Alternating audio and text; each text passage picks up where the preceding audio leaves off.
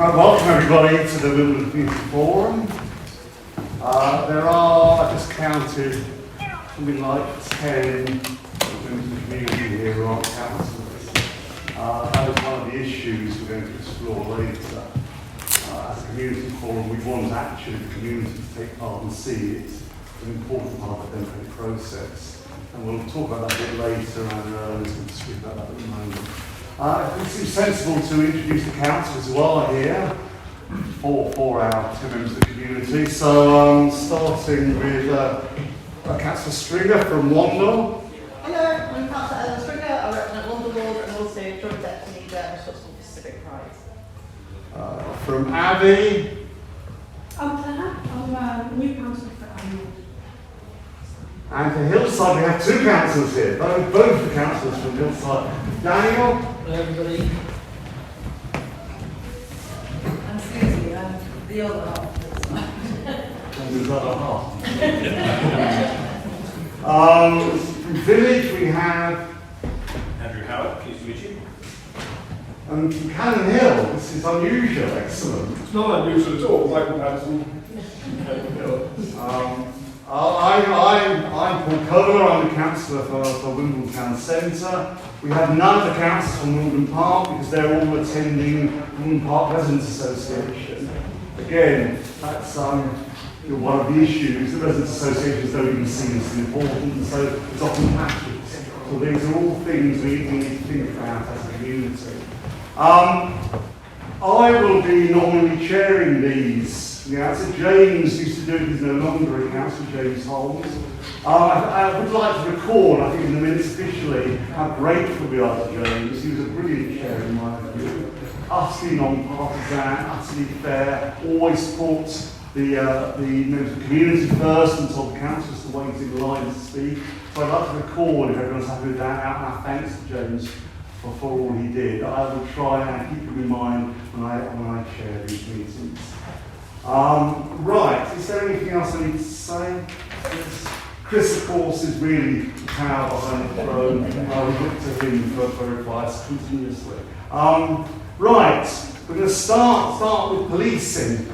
And we have Sgt Peppitt here, along with Scott. And I will leave the floor to Sgt Peppitt. James, you don't mind being called James? Yeah, James. He'll give the presentation and there'll be time for questions. So over to you. Thank you very much. Hello everyone, my name's James. I appreciate you taking over from Marcia Heritage, who you may have known as the sergeant for the Wimbledon Ward of State Neighbourhood team. She is now the acting inspector for Merton neighbourhoods, which we are all very pleased about. So I've been here since the end of May.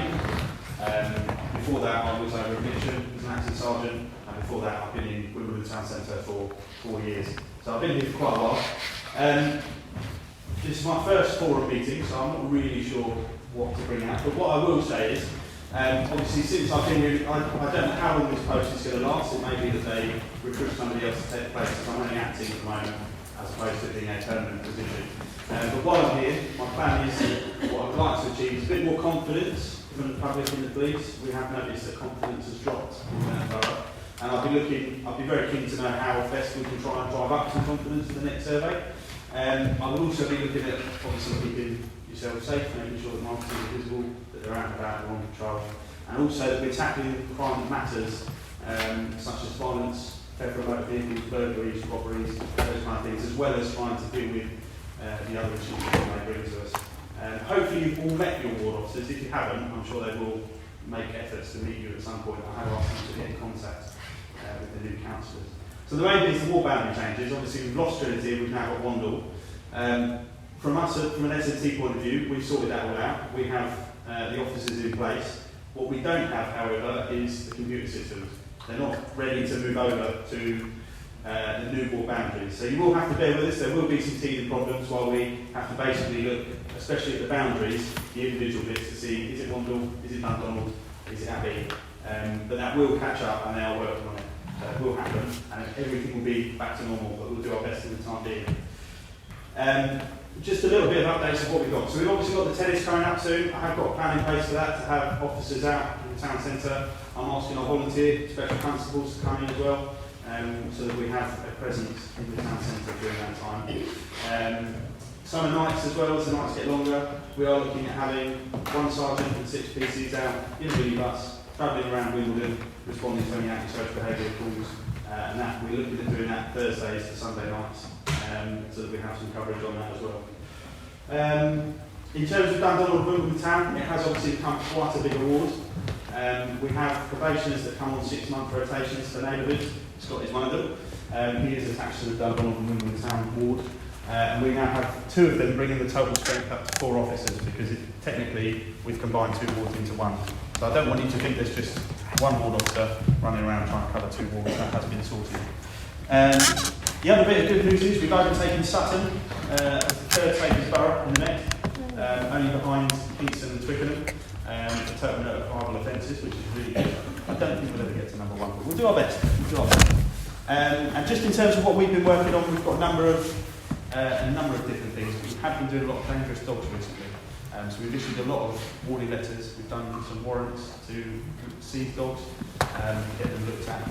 And also we have several investigations about various different pieces, from drugs supply to robbery stuff. So if you don't see our officers out and about, we try and have an impact on the stuff we do on the wall. That is about it from me, to be honest. I will open it up if anybody's got any questions they want to ask. Right, non-councillors first of all. Unison. Hello. I think I've got a face that's probably known to the police, but anyway.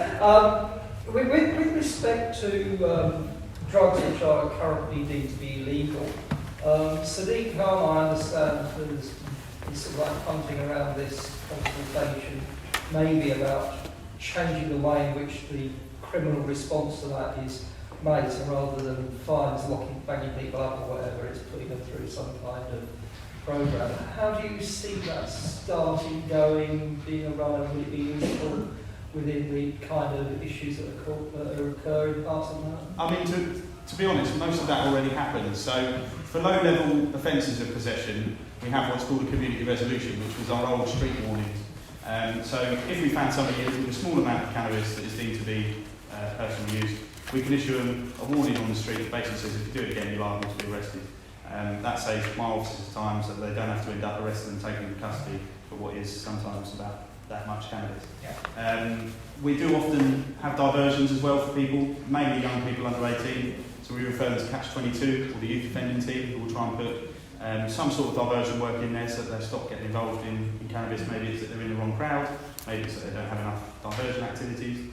So it's still going, but obviously we would then be led by whatever legislation changes the government make in terms of how we would then do that. But we are well aware that it does take up a bit of our time, and we'll always try and deal with it in the most efficient way, whilst making sure that while it is illegal, people don't get away with it, if that makes sense. Hopefully that answers your question. Thank you. Right. Good evening. You mentioned a diminishing amount of competence of Wimbledon. You perceive there to be a diminishing amount of confidence from Wimbledon people, Merton people. Can you suggest why, or has there been some investigation on why this may be so, as far as you're concerned, as far as the police are concerned? I wouldn't like to answer that too much, because I haven't seen the surveys and I haven't seen the comments that have been made. I know that there have been some comments made that some people still don't know how to contact their local officers, and if they have a local problem, they don't know who to speak to, which does affect confidence, which is why obviously I'm trying to make sure that officers get in contact with the new councillors so that continuity is not lost. So from my point of view, from a safer neighbourhood's point of view, what I want is for us to be visible and for us to be contactable, so that, you know, if you have a local problem, you know who you can pick up the phone or you can email, rather than saying, well, it'd be nice to, I don't need to phone 101, but it'd be nice to speak to somebody. And I think that was one of the biggest complaints when it comes to SNT, is how do I actually contact my local police officers? Who are my local police officers? So that's the work we're doing, and in fact I have asked them to do what is called Street a Week. So we've asked them to go down various different streets. They can pick whichever ones they like. I'm not going to tell them which ones. And it's more about just introducing themselves again, coming around and saying, hello, we're ward officers, is there anything you'd like to know? Here's a mailing list that you can access, that kind of thing. So that's, when I'm looking at confidence from that bit, I want to make sure that people are confident that they know how to contact us, they know who their local ward officers are, and they know that we're dealing with things that matter to them. But I wouldn't like to comment on, as a whole, as I haven't read the survey, so I wouldn't be able to comment on that. The initials you came up there, what was that? SNT? Did you Sorry, say? Safe and Neighbourhood Team, yeah. So Thank you. Where can we find that information? could I find it? Where can we find it? That is a very good question. I would have to come back to you on that one. I don't know if they do publish the results of the survey. But I mean also to contact details. Oh, to contact us. So we, obviously it's on our website. The difficulty is, as I said to you, the systems haven't been updated. So if you put in your postcode, you may still come up as Trinity, which doesn't exist. You might form part of Dundonald, you might form part of Wandle. But they will be updated, and then what you'll be able to do is go on the Met's website, put your postcode in, and it will just bring up your local offices. So it's just met.police.uk. On that point, I don't know if everyone knows, there are police panels on every ward where members of the community sit down with ward officers and talk about priorities for the ward.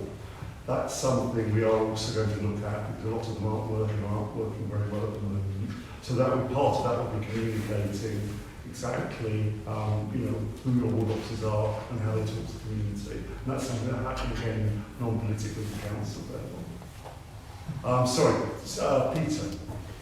Yes, when I moved here, there were safe and neighbourhood teams with, I think, 3 officers and a sergeant for each ward.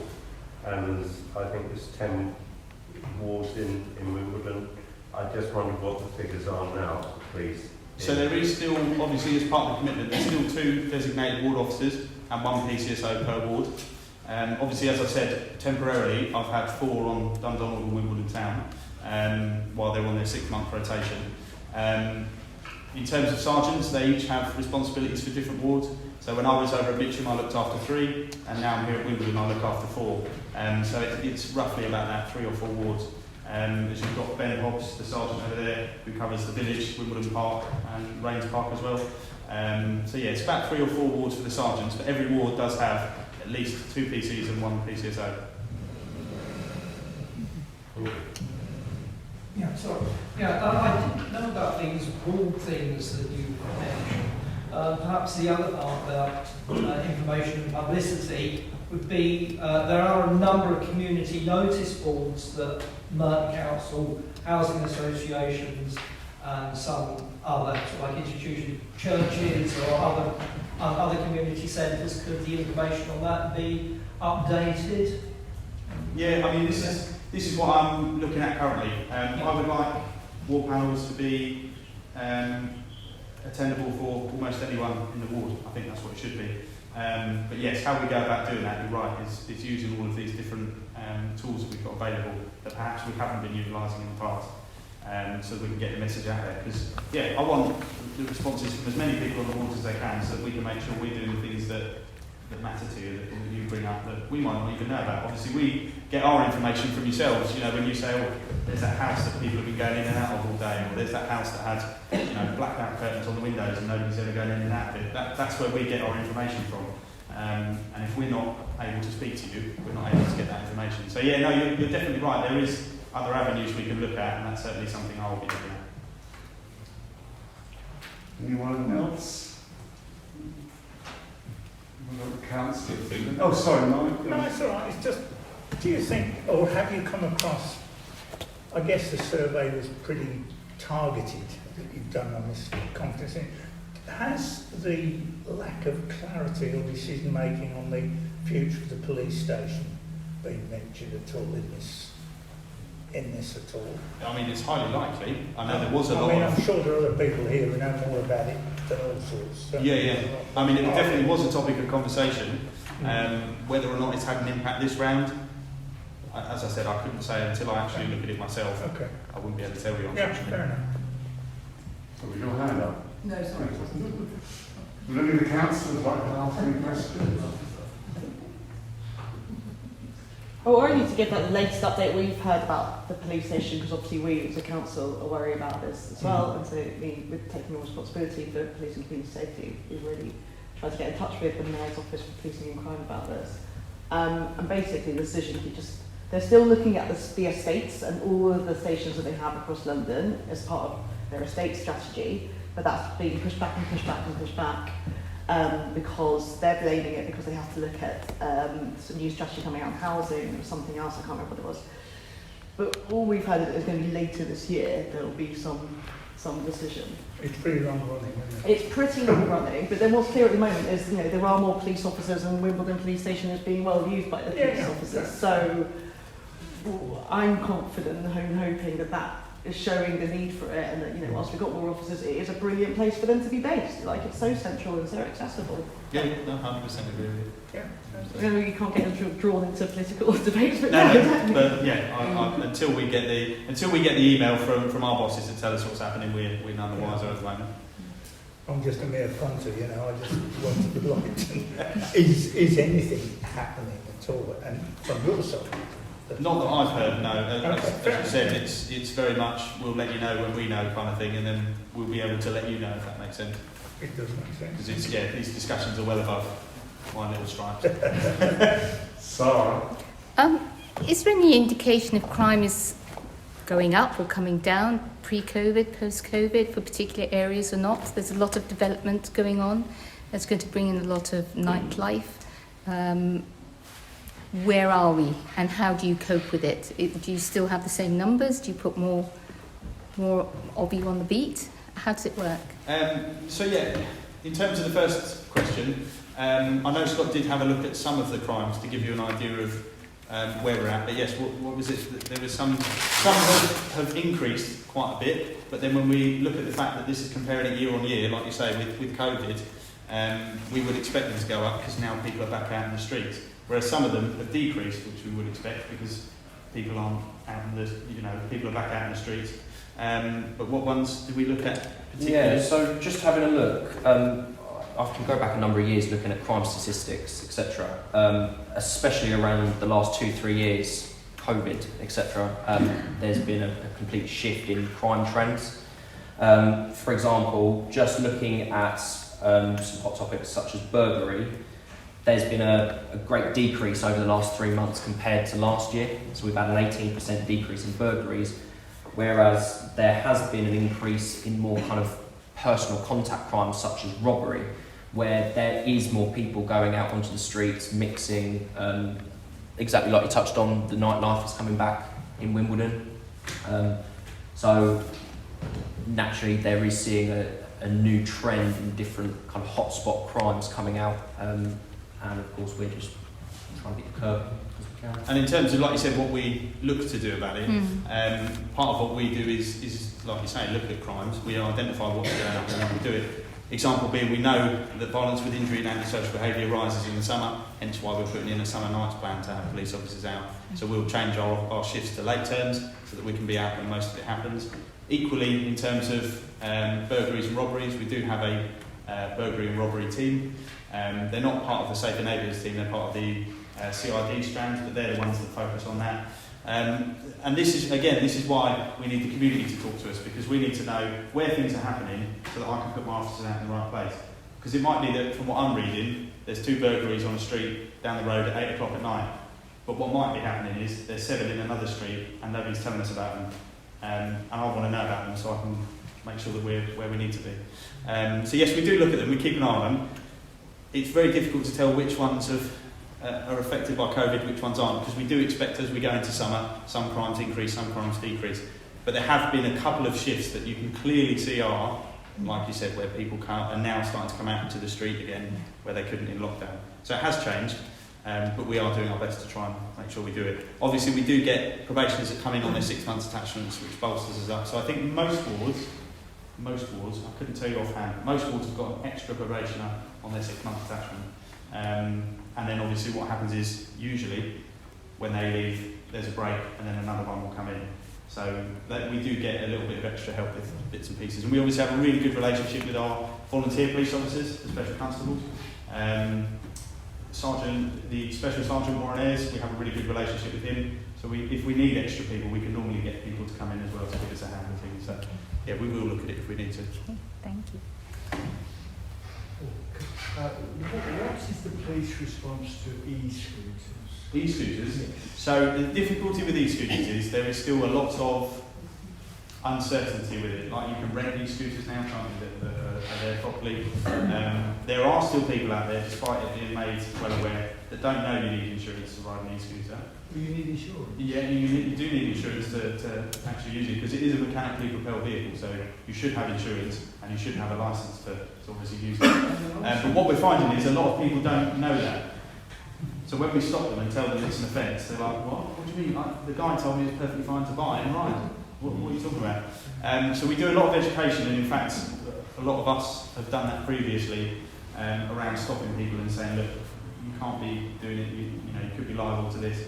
But the Safer Transport team, who are based at Wimbledon and Wandsworth, I know they do a lot of operations about it, where they will issue out fines, they'll seize e-scooters if necessary, and we'll do the same thing.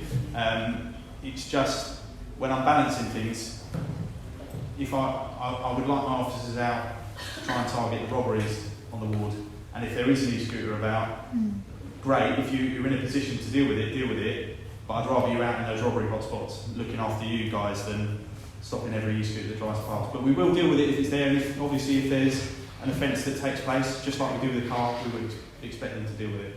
And it's difficult to police. It is very difficult, because we're still not sure if it's going to be legislated so that everyone can use them. It's still very much in the air with the government as to which way they want to go with, whether they're going to do it so you can rent them, like the Boris bikes, or whether they're just going to flat out say you can't have them, and we'll just do our best.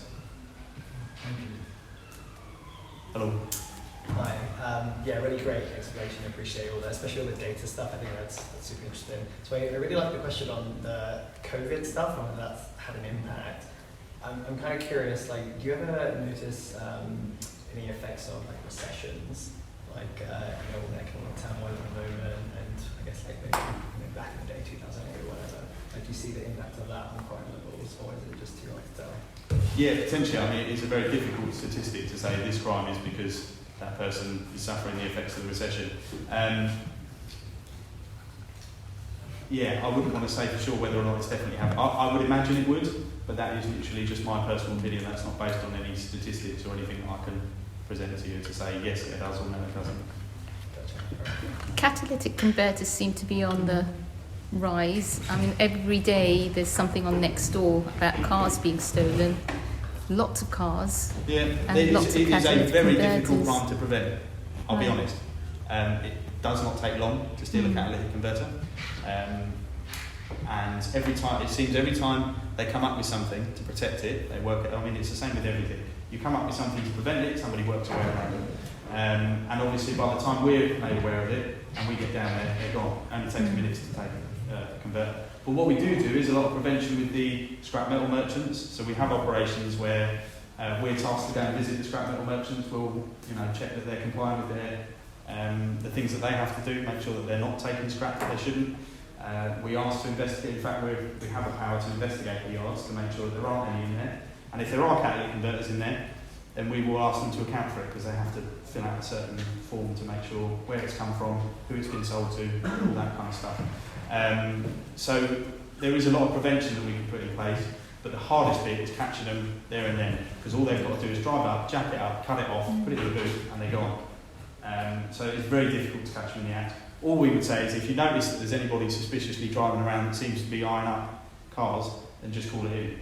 We'd rather turn up and it be an Uber driver looking for an address than you don't call it up and we've had catalytic converters sold. So I would just say if there's somebody you think isn't right, just call it in. We're not going to tell you off for calling it in and being absolutely fine, rather than going, no, I'm not going to bother. And is that call 999? I would say if you think genuinely that they're looking for cars, so if they're looking underneath cars or they're getting out and they're having a good look at the cars, yeah, why not? I'm conscious of time, this is the last one. I know it's a difficult question for police, monitoring speed, speeding around the borough, and I'm not holding you responsible. I think this is a message to councillors to get, that it's all very well to bring in a 20-mile speed limit, but nobody really takes any notice of it. So I think not everywhere hasn't. So it is a bit of an issue, and there are areas which are wrap ones. I don't want to waste police time by phoning up and constantly saying, oh, there's a car going very fast. We wouldn't have them going down residential roads at 50 miles an hour. Yeah. But I would like the councillors to note that. Can I just endorse that and say that I've been spending time trying to get your speed identification for Alexander Road, looking at or trying to get, because around Merton you seem to have 20 mile an hour roads which anybody I know drives raises an eyebrow and go like Parkside and the A3. And then we have 20 mile an hour roads where there are schools and children play and there are lots of pedestrians and there are little residential areas and they have 20 mile an hour limits and nothing is done about them. And I'm told the council has used up all its funding this year and can't provide any more speed signs for Alexander Road in particular, that's the one I asked about. And I'm told that it's really nothing to do with the council, it's all to do with you guys. So I'm very interested in what chances there are of increasing enforcement in relation to 20 mile an hour speed limits. It's no good saying speed limits are all about safety if you don't enforce them. So if they are not enforced, I don't mean you personally, but they are not being enforced as far as I can see. That's an issue for the department, the enforcement officers of the borough. And when the Wimbledon Society did ask that question, the response came back, we haven't done that. But we just hope the residents will be responsible. Right. I didn't know that. But I'm Shall we look at the police song? So, if I can, we that like you say, you wouldn't want to call up every time you see a car coming down. But this is why it's important to know how to contact your local police officers.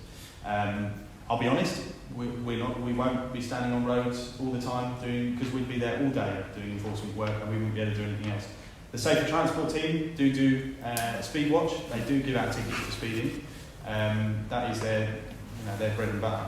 The difficulty is with the speed guns as well. You have to be trained because you have to know how to calibrate it.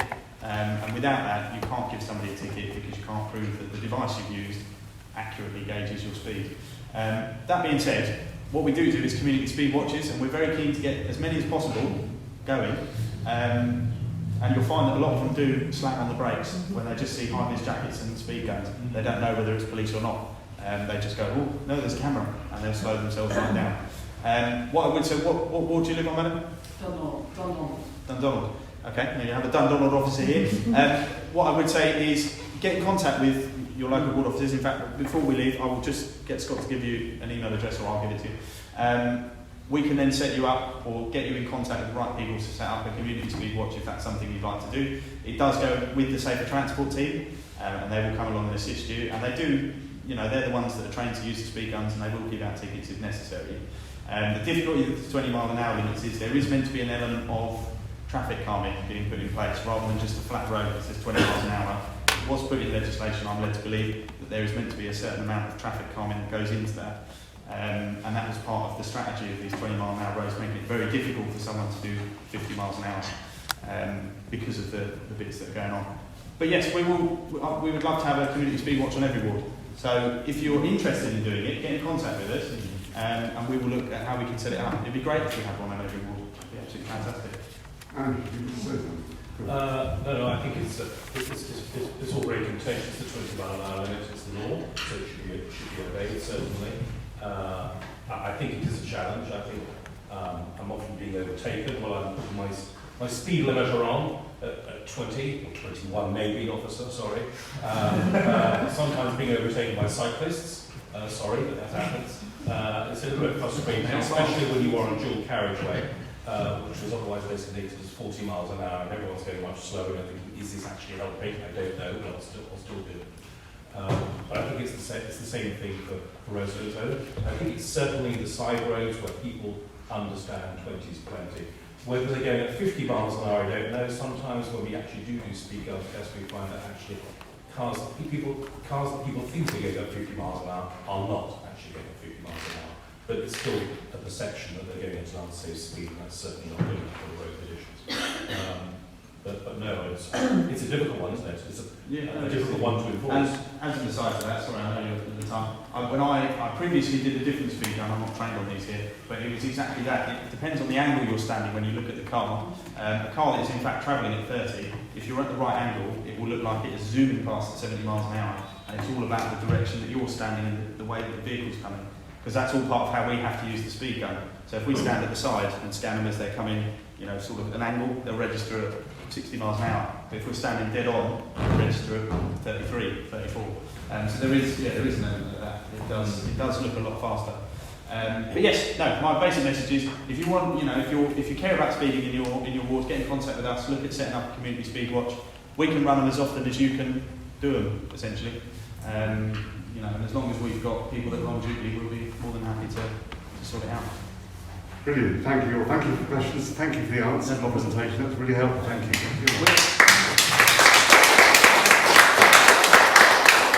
As a last bit, we're only around the corner. We are all based at Wimbledon Police Station, so if you really can't find your local ward officers, just pop into the front office. They will give you the contact details for them. We're all keen to hear from you. We'd all like to hear from you, and we want to know what matters to you. So, you know, if you can't find it any other way, you know, the front office is open 24 hours, and they will give you the contact details that you need. But in the meantime, I will work on how we can make sure that every one of you, in no uncertain terms, knows who your ward officers are. No problem. Yeah, could that information be recorded on the minutes that are sent out after this meeting, so at least there is a core of us who know who contact, and then we could perhaps pass it on if need be amongst contact or people we know. At least it gets it out in there, you know. I think we can do it. I'll email you. Great. I'll do it as soon as I get back. All right. We'll go. That being the address. Yes. Thank you very much. Thank you. Take care. Now we move to the open forum, which I think where it's for the community to come up with issues they want to raise. I've been notified of 3 things, but if anyone else has something to raise, they of course can do so. Peter, I have you down first. Oh, right. I'll get someone else if you'd rather wait. Do you want some time? Oh, fine. I just really wanted to raise, as some of you may know, I do local history walks for the Book Fest, which are quite popular, and I'm pleased to say, and one that I started last year was on Wimbledon and the age of slavery. And the reason I did this really was because I was interested in light of the public discussion on the need to revisit the role of slavery in this country, and I was interested in the role of slavery as it affected Wimbledon. And I did some research, and I discovered that we have roads in Wimbledon named after slave owners who lived in Wimbledon. And the 2 most prominent ones are Marriott Road and Drax Avenue. The council passed a resolution in 2020 saying we support the need to show solidarity and continue the fight for equality and justice, and would urge local residents who wish to show that Black Lives Matter and to continue to do so safely to honour George Floyd and many others who have lost their lives. And since then, nothing has been done in terms of the slave names that we use in this area. I'm not looking to eradicate the names of the roads necessarily, and I'm certainly refute rewriting history. I'm adding to history, and I think it's very clear from the walks I've run that there is a great deal of interest and outrage that we have roads without any mention that these roads are named after slave owners. So I'm just, and I've written to every councillor about this 18 months ago, and not a word has responded, not one of them. And so I think it's quite interesting that, you know, something like 11 million Africans were moved from Africa to the West Indies. 1.4 million were thrown overboard because they were sick or died. And two of the people who were involved in this, Joseph Marriott MP, who was a contemporary of William Wilberforce, who you probably know lived on a house by the Common. He had 1,400 slaves and opposed all efforts to abolish slavery. And when in 1833 the country abolished slavery, they didn't do it for ethical reasons. What they did was they paid slave owners for the slaves they had. And Mr. Marriott received today's equivalent of £8.5 million. And so he's one of them. The other person is the Drax family, and I'm delighted to say the only effect from my campaign was that the girls at Wimbledon High School decided to rename their sports hall, which was called Draxmont Hall, so that it was not named after a slave owner. And the Drax family have a long history going back. They owned Canizaro House and all the land down to the Portsmouth Road, and 4 generations of the Drax family, and to this day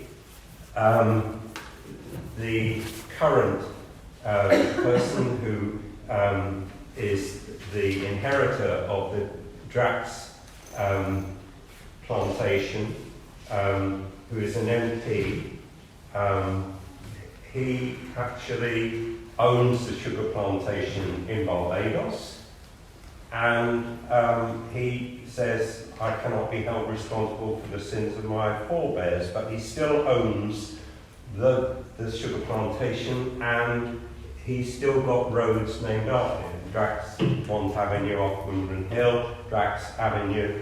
And I just thought at some stage, I keep asking that we at least do what Edinburgh Council have done, Plymouth Council have done, Bristol Council most notably when their jury returned a not guilty verdict for pulling down a statue about a slave trader, that, you know, we should do something to cleanse the stain of slavery from. And so I've given up with councillors, although some of them are here, they may want to respond, because they have the power to change road names or put a little notice on, which is what's happened in other local authority areas. And I think we owe it to the people of Wimbledon. We certainly owe it to the fact that we've got a very significant ethnic minority group in the borough. I rest my case. Thank you, Peter. Before I have further questions, just 2 points I should make. I'm aware that at least one councillor did respond, so I don't think you should attack all councillors for that. Secondly, you make a really powerful point, which is a community forum is there for bottom-up democracy. The community forum has the power to put forward motions to council. So whilst we've not developed that at all, nor have we worked out how that will happen within the constitution of the council, you could come up with something like that, put a motion forward that would then be debated in council. So you do have that power. And I'm hoping that's how we will use the community forum in the future. So I think it's important to hold councils to account. Caricature what councils are doing, but equally bottom-up democracy, it really is important the community can come up with motions to be debated. Any questions now to Peter? I'm quite fascinated by the history, and I think maybe there is potential there's something across with the libraries and the annual Merton History Day and things like that, which occur at the library, to actually have a correlation between how the names of roads in Wimbledon, Merton and Mitcham, etc., have actually acquired their names. Because to me, every time I cycle around Wimbledon Hill, to me, Drax just reminds me of a power station in Yorkshire, you know. So I have no correlation on on connection with people obviously who gained the money through something which was legal at the time, even if it was immoral. And I think clearly Merton and Wimbledon has a great proud tradition that they actually stood up against this and other injustices at the time, and things since then in terms of regulatory asylum seekers, those from Belgium in the First World War, and so on. So I think it is part of our history, but for this area, it almost like it could be worse, but the things that happened in the 18th and early 19th century are part of history, but I don't think they're as relevant as perhaps some people try and push.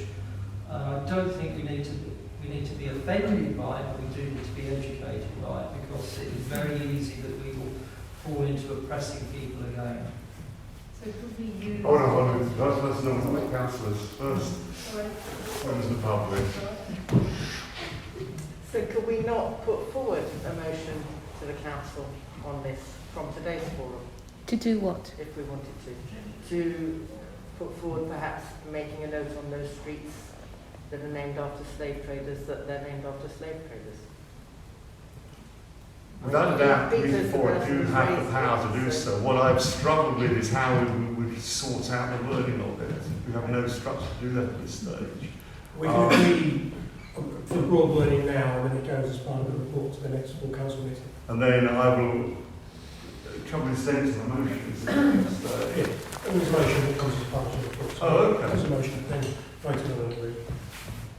So previously we've done things like call on cabinet to investigate or some follow-up. So you can phrase it fairly broadly, but then you're going to get a response from the administration or the council at the next meeting. Okay. Well, let's just do that. Could we just make sure the wording is approved by any Labour councillors here, please? Because my experience of this community forum, because Wimbledon tends to be, and I don't want to be partly political, I'm not generally party political, but because it's a Labour administration, I always get the impression that they just stand kind of thing. But Let's keep the bump politics here, or party politics here at this stage. The motions that have been submitted from this morning in the past have always come through. Sarah. Well, we have it from experience, which is why we're saying just be aware that whatever wording you painstakingly put together, there will be changes, or possibly will be changes. So just be aware. Just be aware. What Chris has said, it would be in broad terms. It would I hope, to take the essence of what Peter was talking about. I was really struck by when Peter said he's not rewriting or destroying history, he's adding to it. That's very powerful argument, actually. Any non, I had a councillor very keen to speak. Any non-councillors?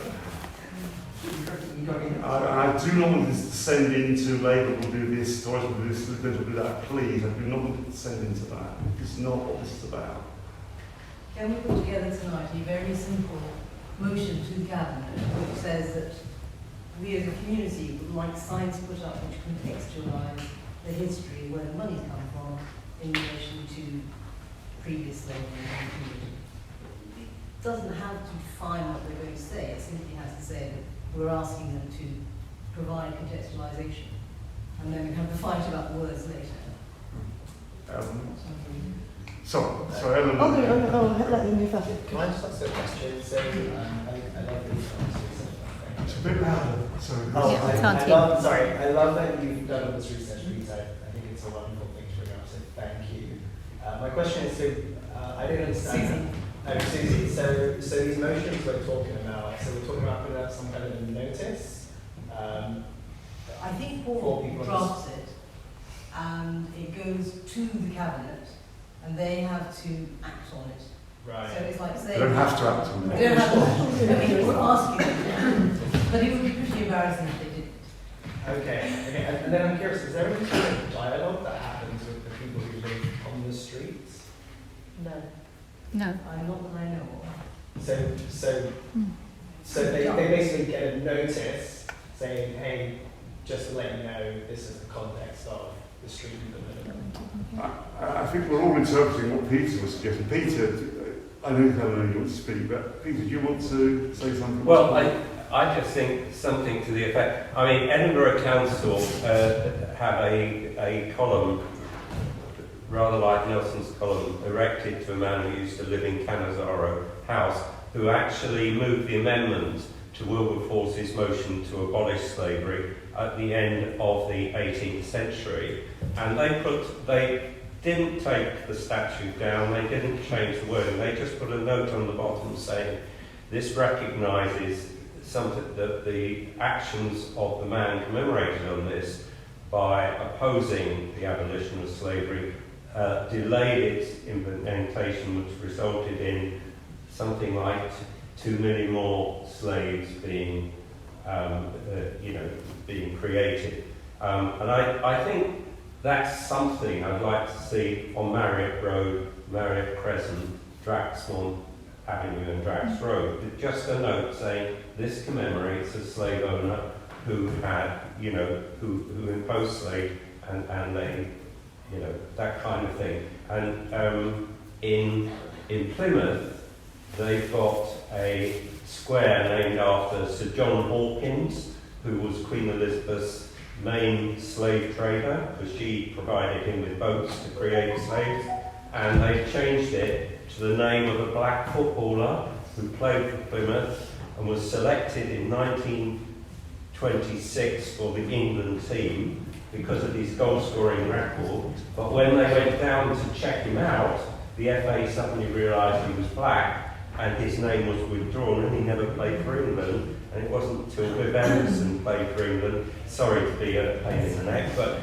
so I'm quite bound up in this. So I think there's certainly, if people are so minded, I'm quite happy to put down a form of words while you're discussing other things. And if people are happy with that, we can then move. Brilliant, thank you, Peter. Yeah. So I was conscious of time, it'd be really useful. Eleanor, sorry, I haven't let you speak. So I am the Cabinet member responsible for equalities as of last week, and for the past 2 years I've been responsible for children and education.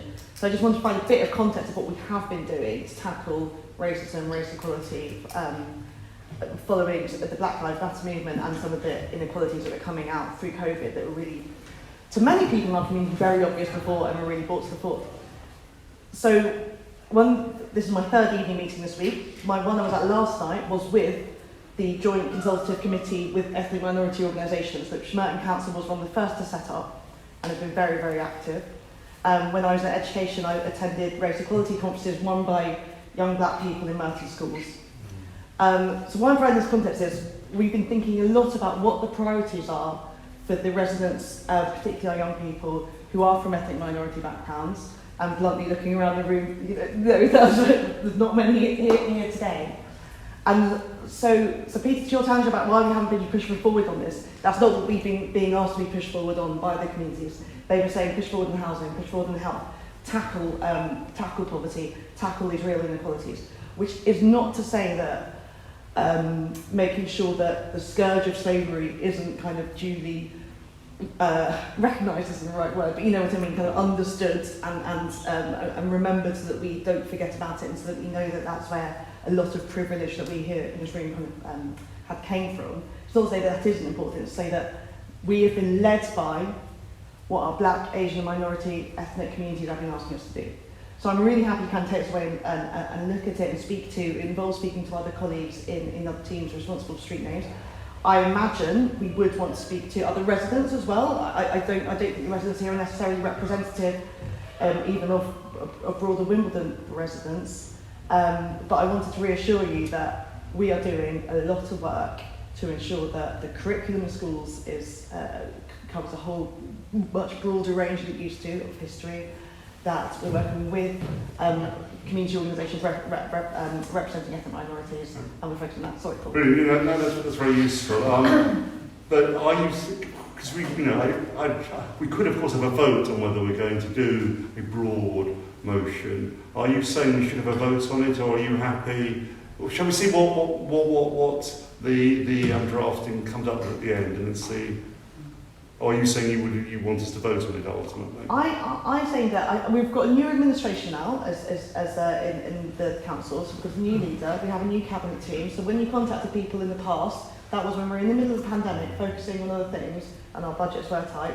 I would be happy to discuss it with the leadership team and the new cabinet, so including new people responsibility for housing and community. So you'd rather not have a motion, you'd rather take it away and talk to I'd the rather cabinet? promise to look at what is... I'm the chair, it's not for me to decide these things. What does the group think? Would one be rather a motion, as long as we agree the wording, or would one rather leave it to Eleanor to take it back Can I to just cabinet? ask a question, Eleanor, please? When you go, if you were to go away and discuss it with the relevant people, be it cabinet or whoever, how would we then get feedback on that?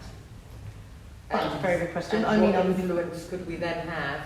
You know, if you got nowhere, could we then put forward a motion, and would that get knocked back because you'd already discussed it and decided that it wasn't feasible at this point in time to do something? Yeah, so bluntly my concern with the motion is if it comes up with something that we can't agree to, then what? Then we'll still be in that position. You know, if it comes up with something that I don't know costs too much money, or then... Well, okay, let's talk about this for a long time. I mean, let's let Peter work on the motion. I think he's got the flavour of what you're saying. We're not trying to prescribe to the cabinet what they must do. We're asking for some to move forward on it. So let's just see, and then we'll come back to it. Yeah. From nothing to do with this particular issue, I'm very keen for community forums to actually show they do have a role to actually push things at council meetings. So from that perspective, I was very keen on the idea. Can you just ask a question? Is it particularly the cabinet has to go to, or can it go to the full cabinet? No, it goes to the council meeting. The council meeting would then vote on it, and then the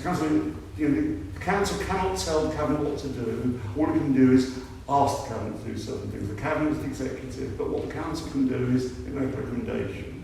So let's leave it there. I'll come back to it at the end. And now, I'm not doing very good with timing. I'm sorry, I have to be strict. Regina, you have three things. Well, one. Perhaps you could explain it is no longer. Yes, the travel. Yes, I had a question about the travel lodging application for the 24-hour license.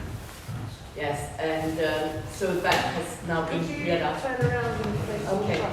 Yes, I had one of my points was the application by the new hotel in Hartford Road, the Travel Lodge, because they had put in, as we knew, as we were told, a 24-hour license application for people to consume alcohol on the premises and for people to take out.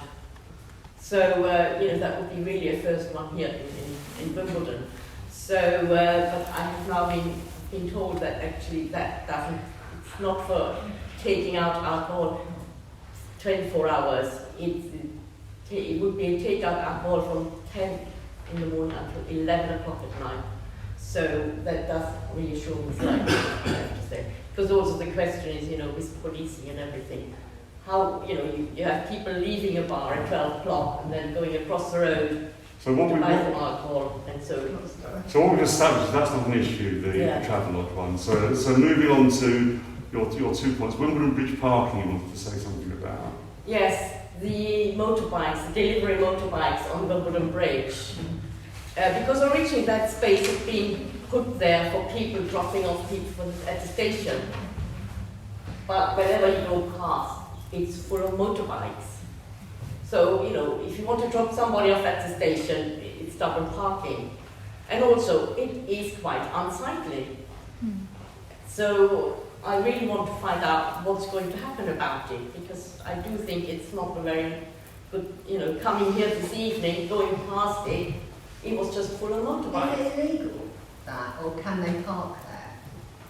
That I do not know. Well, I guess that's the first question really, is it legal for them to park there? I can give some information. Before I do, any other questions on that, or I give some information I'm aware of. Sarah? So it's not just the parking where the offloading bit is. Today they were all seated all round Wilco, the actual drivers themselves. So even when you're crossing the road, you've got this whole row of people just sitting across the road waiting for their delivery orders to come through. Yeah, and what I can report back to you, the council, but the bit of information I do have is that the council is aware of this.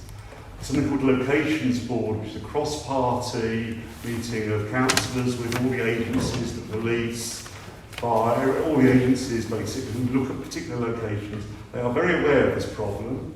So it's a London-wide, not a nationwide problem in many of the cities.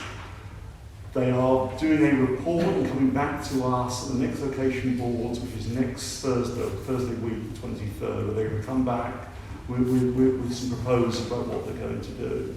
So the council knows it's an issue. My inbox is full of it. I think many councils' inbox are full of this in the centre. It is an issue. The council is deeply seeking to address it. And what I would say to you is I would come back to you via the minutes perhaps after the location boards report back on what the council is proposing. I hope that helps. But does anyone else want to say anything? Sorry. Any councillors? Okay. Well, it's just, if no one else, I think it's a good point. I think it is being addressed. I think councillors are aware of it. I did get some feedback from Craig Herring at Wimbledon today on this. So they've identified alternative spots for them in Hartford Road and St George's car parks. What they're trying to do now is to get the delivery companies to update their algorithms to send the bikes to those spots instead of the Wimbledon Bridge. Apparently there's been some progress in that, but they're still meeting with those companies to get them to update their systems. What is going to happen during the tennis fortnight? Because that's where the tennis bus is. They'll have to move because they'll be a So hopefully they can. And I should add also the MP, Stephen Allen, is also part of that discussion as well. There's a cross-party thing. Everyone is aware of it being an issue, and it is slowly being addressed. And the Hartford Road space has been there for a year now. They're just not using it. It's all about getting the algorithm to actually do the right things, which it clearly isn't at the moment. Moving, so your last point was Dundonald Rec. Yes. I'm afraid, it's mainly the bins in Dundonald Rec. I think they are not really fit for purpose there, especially outside the playground. Every morning when I go past, there is rubbish all over the place, especially at the entrance to the playground. Foxes come in the night, they can still enter the bins. And, there's sometimes waste there that people even brought from home. And for our children, for the children here, to have to wade through this rubbish to go to the playground and go to school, I just think it's just not right. Something sort of ought to be done about it, and also the playground itself does need some updating, which I had mentioned already before. I mean, some of the things don't work properly, and it's an area that lots of children live. So I think they really do deserve something better than that. Chris, oh sorry, go on. No, I was just going to say it would appear to be a problem in a number of the recreation grounds across the borough, and perhaps it is time to look. I believe they were removed from Wandle Park in Collier's Wood as part of an experiment to see if that actually created, and hopefully encourage people to take their litter back home. And I think that might be a better way forward, because unless you're going to empty them every 15 minutes at times with folk, they're probably sort of more of a pain than they are a solution. I don't know, because it didn't encourage people to take their rubbish home and then move the bins. It was a miserable failure. Chris had an update on. So I forwarded the information you gave me onto the Parks team, who then took it straight up with Ida Verdi. So the idea is because as the weather changes, you suddenly get an influx of activity. So Ida Verdi is supposed to up their checking and their emptying of these bins. If that's not happening, then the tone of the email I got from best described as slightly worse than passive aggressive. Get on with it. So clearly they're going to be looking at how well they're going to react to that change and are clearing up in the way they're supposed to. So they are chasing that up. And there was a particular issue I think you raised about a roundabout. That apparently does have a mechanical speed restrictor in it, but they've asked them to make sure it's okay. Is there any are there any plans of updating that playground a bit? I'm not well aware of that. That's something to take out of your ward councillors, I think, to take forward. Any other comments on that? I would advocate Fix My Streets, which I found very useful. The app, I report things on it, and it is beginning to work, it seems to me. So I would advocate we'll look at that to report things. And you must report. We try to sit there and wade through it. You must report. And when it's not been cleared, you just go back and tell us. That's the problem with Fix My Streets, where it says something's been resolved and it hasn't been fixed now. It's a big problem. I'm looking into this. Sometimes I think it is that Veolia are closing it down because they think it's on private land and not on their land, and sometimes that's just incorrect and they're wrong. And so then we're having to address that with Veolia. Some of the other instances I need to speak to Natasha about because I know they had some issues.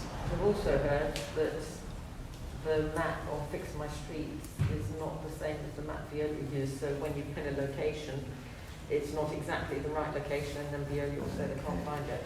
I don't know if that's true or not. Why? Because I've heard from Veolia Options that they think what people do is people start to submit it and then kind of walk away from the area, and then if you need to make sure it's pinned in the exact place, which I'm sure you do. You have to do is you have to go to your emails and then send them confirmation on. You get an email asking you to confirm you want to submit it. Not if you're registered. If you're registered, then you don't do that each time. Yeah, then you can have a pin and you don't need to. No one's saying perfect. It strikes me as it's definitely a move forward. Yeah. And then the other thing is, we as a community must shame those who drop off this litter as well. You know, that's part of it as well. It's just incredible. Can you get those details in? Sorry. So I was just going to ask a question while you're talking about foxes. Those black the brown food waste bins, the foxes know how to get in them. So at least on my street, you know, every Monday morning, there is food strewn all over the street. Why can Merton not buy or give us bins like some of the other councils use, which apparently are more complicated for the foxes to get into? Or if Veolia would actually show up when you type in on Fix My Street, that our entire street has food waste all over it for days. I just don't understand, why can't we get new bins? Okay, that's something we can record and we can raise. I'm aware of conspiracy theories because I swear that foxes couldn't get into them like a few years ago, and they've suddenly started being able to get into mine last year. I think they've evolved. So I keep mine in my black bin until it's exactly bin day, because that's the only way I to put keep it it. out overnight with a brick on top and high up. But I mean, you know, not everyone in my street does that, so it's fine if mine doesn't get knocked over and dug into. But if everyone else's does, it doesn't really matter. And this is happening when you put the handle down. Yes. Not the handle up. Yeah, even with the handle down. So I didn't believe, when I first was told this, I didn't believe it, and then the foxes started doing it with my bit, and then honestly I thought they've evolved and they've like learned new skills. So you put through this question, but which bin do you put the fox in when you've shot it? And although I say that frivolously, I did find somebody had double bagged what I thought was clothes, and then it actually did turn out to be 5 dead foxes in bins, and they put them in a recycling bin. I moved into the waste bin. I think one of the issues is that because the public bins are not big enough, and people are using them for food, that actually encourages the foxes. Urban foxes know where to find their food, and also people put food out for them, which some do. Yes. It's a problem we've got. But unless Veolia and the council, you know, the contract for clearing the public bins is more efficient, we may always be faced with this problem, unfortunately. And it's down to contract management, frankly, and that clearly appears to us as a community to be absolutely inappropriate. You're useless at it, frankly. The council is useless at managing its contract on rubbish, in my view. Totally useless. They come back very quickly. So just today, so we've given Veolia a service improvement notice, and we've put together a plan with them of what we think they need to do more of. And I think we put out something just today today on exactly that, because we think we do need to use our contract. Where have you put it? I think on the website. Have you tweeted it out? Yeah, I think so. It's going out. Yeah. What we've been then, like with the previous discussion, what we've been concentrating on is doing that work behind the scenes. Then now that we've got the plan, they're telling people what it is. But those conversations with Veolia to hold into account have been going on, for some of them. Okay. Very quickly. Sorry, one point. No, it's reasonable to bring it up now rather than as I was going to do. Which predates the earlier one. On council estates, you had the large brown food waste bin containers. Now, whoever created those, the food waste bin is smaller than those containers. And unless that container is absolutely put in the middle, you get waste going down the sides. It would appear on the estates, caretakers, cleaners, whatever, do not have either the ability, desire, or the being told to clear those bins from things which have dropped down the side from dead fish to this, that, and the other. So can that be looked at? Well, this is something. This initiative is something that should be raised with Clarion and the State Inspector, I would suggest. Well, not all bins, not all estate and block flats bins are Clarion. The ones that I'm aware of are, but obviously you don't have them on some of the bigger private estates as well. Janet, you want to say something about this? Yeah, Janet. You know me and Janet, Clarion. go on, sorry? You know me and Clarion. Yeah, Clarion are aware of the problem on the estates and things, not just in London, but all around. And they've actually got the London South Scrutiny Committee actually looking into this at the moment. And they will be in contact with the council, Veolia, and everybody else they can be. And I can assure you of that because I'm the chair. Excellent. Excellent. Well, there's best practice, and that perhaps will be taken out to the non-Clarion estate. So, if you can report back to us on that. As I said, there have been times when I've had to ask Veolia, while they've been collecting bins, which include the food waste bins, to actually collect the food waste bin. You know, they've done it, wasn't like jumped to do it like that. Sorry, last week. No, I just wanted to say, can you mention in the minutes about the registering for Fix My Street and what that people do need to register? Oh, yes, we'll include that so they don't need to be emailed.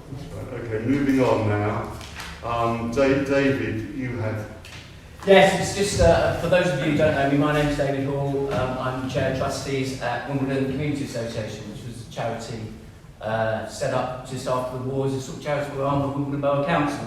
Used to run the community centre in St George's Road, which had to close about 10 years ago.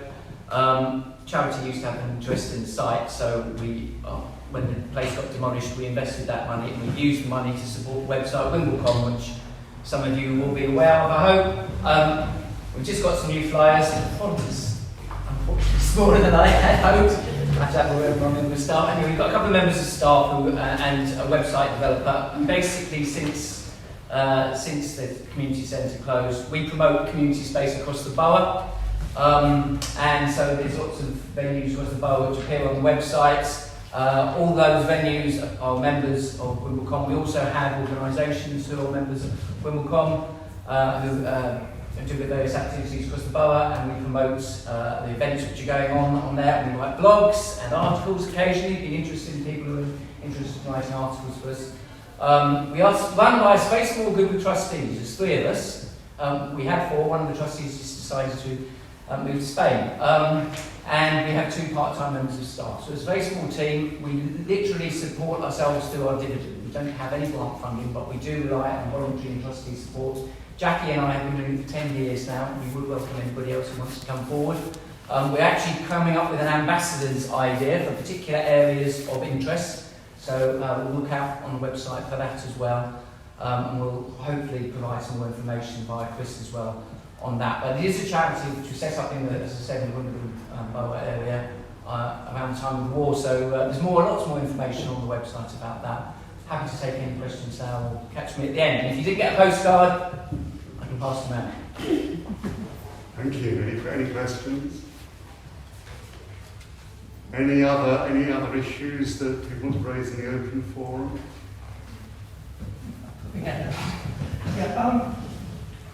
I'll get to one point in a minute. In terms of consultations, I wasn't aware until I accidentally stumbled across it. The Transport for London have a consultation running until, I think it's early or mid-July in terms of bus changes to the network, mostly in central London, north, south and east. There's, I think, which particularly directly affects Merton. But one of the things which it says is that if you didn't know which bus you were getting and how frequently they might be, the stops they were alluding to would have the countdown thing fitted to them. Now in Mitcham, the one which was there, has lost its countdown sign when the bus stop was replaced. The one in outside Wimbledon Town Hall, sorry, I still don't mean that, Tesco's, disappeared some time ago. That they are actually highly useful, if only if you know you can buzz across the Burger King and buy a burger before you get back to get your next bus when you're riding back in Wimbledon late at night. Can the council do something in terms of its transport policy to actually say that, you know, our mobile phones, they do run flat. We do actually use them for other things rather than trying to check the next time the next bus should be. This kind of information communication, it's been shown demonstrably under studies in the past that if there is good information about public transport, people are more likely to use public transport and not get in their car. Thank you. Any comments on that? Yes. No, I'm just going to add, it's not just there, it's all along outside the theatre, further along, all the notice boards have all gone when they renewed the bus stops. The indicator's gone. Yeah, all of them. It doesn't come back with a new shelter. What we do... Just to say, the Wimbledon Society did raise the issue with the council as well about this, or with one member of it, someone was planning an environment with the Wimbledon Society, asked about it. He was told the problem is that the bus stop might be set up by the council and replaced by the council, but the information board underneath is the responsibility of transport for London, so it's combining them, getting the two to work together. And apparently the information boards are due to come back at some point, but I'm sorry I can't recall exactly who has responsibility for which, but it strikes me that perhaps there needs to be more joint thinking and working on these issues. Well, I would take an action away from today's meeting to ask what's happening and report back to the next committee forum, perhaps in the minutes. Sorry, people. Yeah, I've been promised that as well, and the new cabinet member for transport is Stephen Allenbritas, who many of you will know, previously the council, and he can use on this. But the other point I was going to add, that just reminded me about the other big consultation that Transport for London are running at the moment is on the proposed expansion of ULEZ, the ultra-low emission zone. So if you Google ULEZ consultation, that consultation runs until 29th of July. We're really keen that people get their views. Councillor Mike Brunt and I will be holding a meeting about it for Abbey and Wandle residents. I'm not sure they've been here in a few weeks' time, but please do take a look at that. Thank you. Thank you. Right. Now, the last issue, I don't have time to do what I was planning. The last issue was the future community forum and how we actually run them and how we get more people. We've had quite a lively discussion today, but there's only, again, no more than 15 now non-councillors here. That's not enough, frankly. It's not representative of the community, although I'm very pleased you came. Eleanor, I know, is looking at this at the council-wide level, so maybe, Eleanor, you could say something about what the council is doing, and we'd like to hear any views you might have on how we get more of our fellow residents along to these meetings. But Eleanor, do you want to say something about the council? I won't say much taller than say, yes, I'm now responsible for community engagement, and Chris has already started the work doing a survey about community forums, including responses from, very importantly, people who don't come to community forums, because we want to know why they don't come. And we are working and thinking about community engagement much more broadly beyond what these forums. These forums could become something very different, and we could add new meetings, or we change them. So we've got really wide-ranging ideas. I'm really keen to hear your thoughts. Can I ask a question of the other non-councillors, how you all found out about this? Because I found out about it, I'm just a member of the public, and I found out about it because I happen to know Christine, who sent me an email saying you might be interested. But I would like to think that I'm a fairly engaged, interested member of the community, and I had no idea about it other than her email. And I found out about it from Regina. We didn't know what I respond to that and say...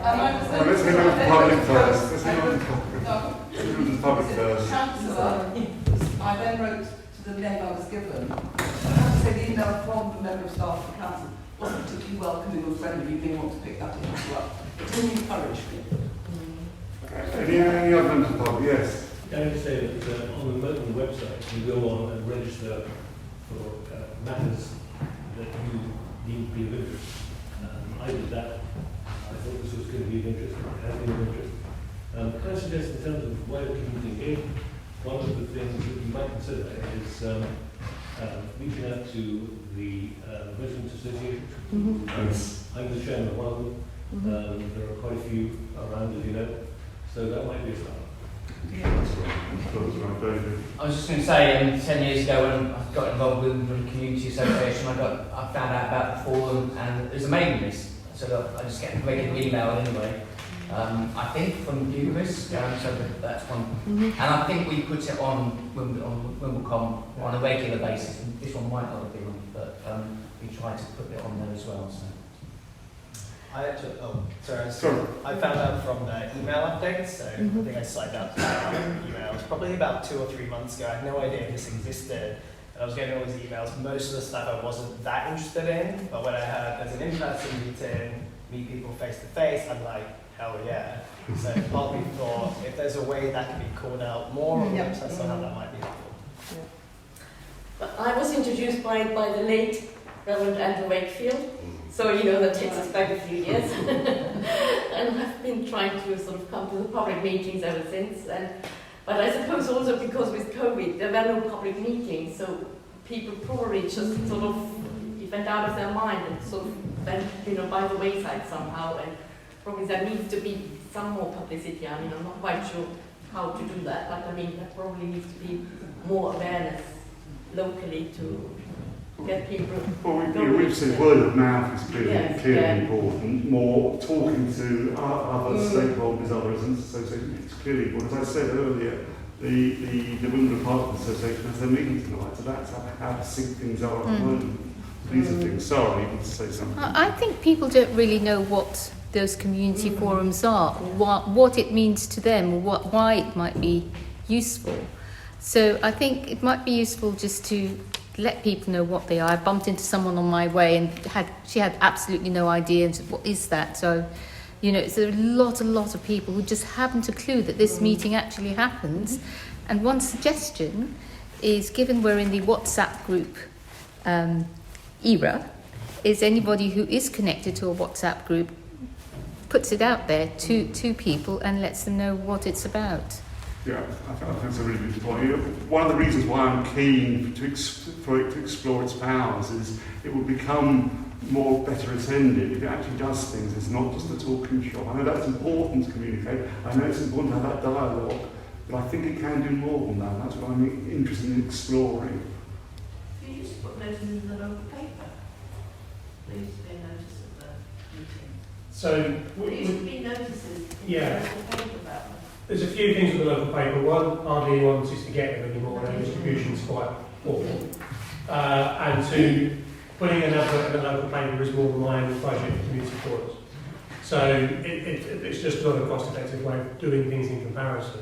We've had more joy over the last couple of years with Facebook advertising as a way of getting traffic. So I think that's something we're going to look at, see if we can push that a bit more and find some wiggle room in the budget to do that. But the paper, they used to carry news items, but if you look at the Wimbledon and Wandsworth as it is now, if you find 2 Merton-related news articles in that paper, we've had a good week, or bad week, depending on the point of view. So it really is difficult to get them to cover it, and we used to be able to get them to put stuff in by giving them notification, but now it's got increasingly difficult as if you read the Croydon Sun, it's virtually the same paper with 1 or 2 changes, and the same in Richmond as well. So they're not covered in the local area as much as they used to. So stuff like this gets missed out, unfortunately. Susan. Mine is another flag for those people who don't use Facebook, and there are quite a few. Mine on doorstep, I've got lots of people who are not that email connected, and I think we need to get the word out in other non-internet ways. So definitely residents associations, church groups, any sort of community group. It would be good if the chair or the leader or whatever encourage people to come. Yes, the trick is all the channels we should be using. We should be using all the channels, and we should be doing something more than just being talking shop, in my view.